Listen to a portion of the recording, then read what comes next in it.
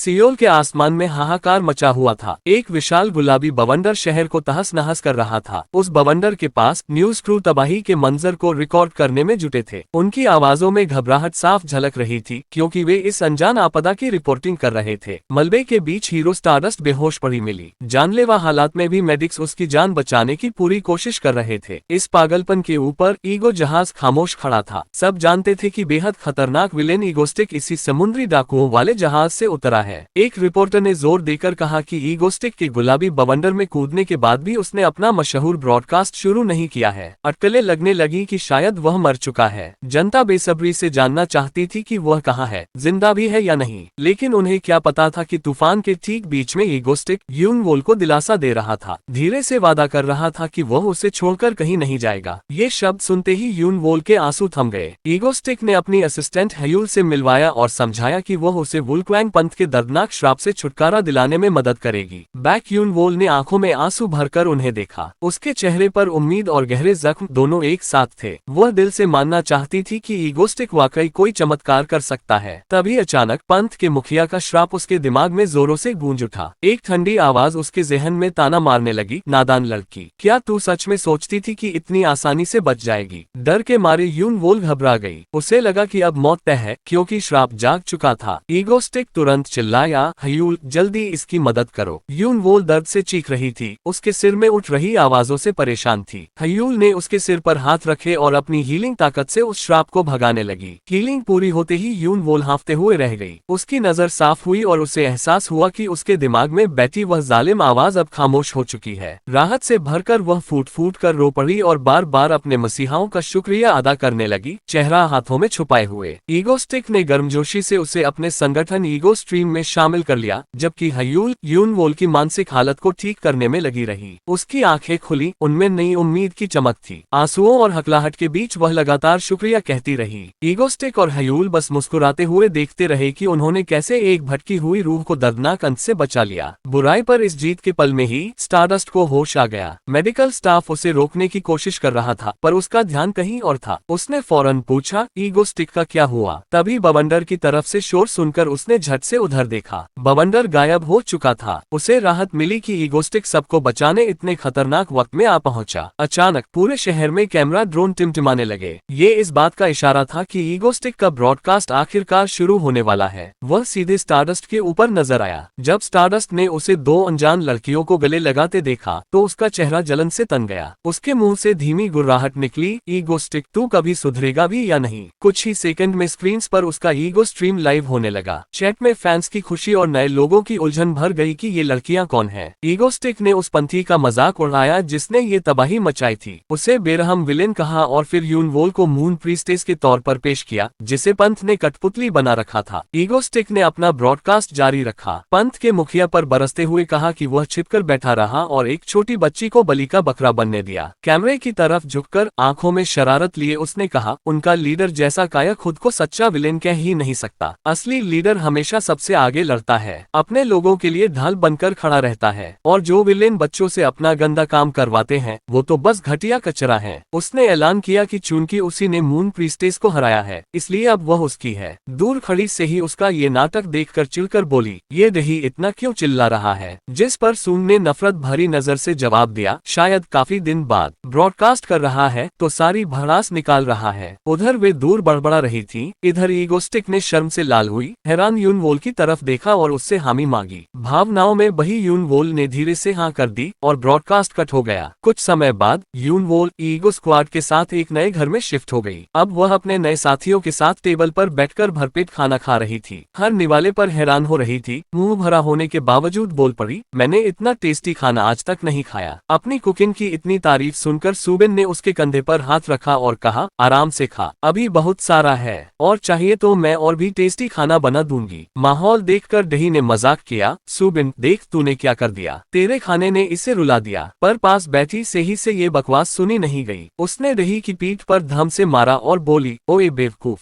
तेरी इस सूखी पर्सनैलिटी का मैं क्या करूं? शायद तेरे सिर पर दो चार धर दूं तो अकला जाए। पीठ सहलाते हुए दही ने सोचा कि तितली के पंख फड़फड़ाने जैसा असर हुआ है। उसने सियोल को बचाया, स्टारडस्ट की दर्दनाक किस्मत बदल दी और एक ताकतवर साथी पा लिया। मगर उसकी शांति ज्यादा देर नहीं टिकी। सूम ने उसे उसका उसका फोन थमाया। 67 missed call. दही का चेहरा डर के मारे पीला पड़ गया। उसे समझ आ गया कि जिस इंसान को उसने इग्नोर किया उसके साथ वह बड़ी मुसीबत में फंसने वाला है। कॉन्टैक्ट नंबर देखते ही दही ली सियोला के पास पहुंचा। उसके ऑफिस पहुंचते ही वह गुस्से से आग बुला थी। आंखों में नाराजगी लिए उसने दही को उसकी सीक्रेसी के लिए खूब डांटा। उसने माफी मांगते हुए समझाया कि अगर उसे प्लान पता होता तो स्टारडस्ट को भी भनक लग जाती। ली सियोला, जिसे लगा कि उसे बस दूसरों को धोखा देने के लिए इस्तेमाल किया गया, झुंझलाकर बैठ गई और अपना चेहरा ढक लिया। उसकी असली तकलीफ देखकर दही को एहसास हुआ कि उसने उसे इस्तेमाल करके हद पार कर दी। आंसू बहाते हुए ली सियोला ने पूछा, कम से कम अपना चेहरा तो दिखा दो। अगर तुम मुझसे खुलोगे तो मुझे थोड़ा बेहतर लगेगा। दही ने अपना मास्क पकड़ा और धीरे धीरे उतार दिया। पहली बार पूरी तरह अपना चेहरा उसके सामने रखा। उसने पूछा, क्या मेरा चेहरा देखने से तुम्हें सच में अच्छा लगेगा? ली सियोला उसे देखती रह गई। उसका गुस्सा पिघलकर हैरानी और शर्म में बदल गया। वह बड़ी बड़ी आंखों से उसके निकाबरहित चेहरे को देखती रही। कमरे का माहौल दुश्मनी से बदलकर कुछ और ही अंतरंग हो गया। दही अजीब सा महसूस करते हुए नजरें चुराने लगा और गर्दन के पीछे हाथ फेरने लगा। उसने सोचा कि चलो, चेहरा दिखा दिया तो अब माफ कर सकती हूँ। वह उसे नई दिलचस्पी से देखती रही। उसकी सारी नाराजगी पल भर में गायब हो गई और अब वह मन ही मन उसे पाने की प्लानिंग करने लगी।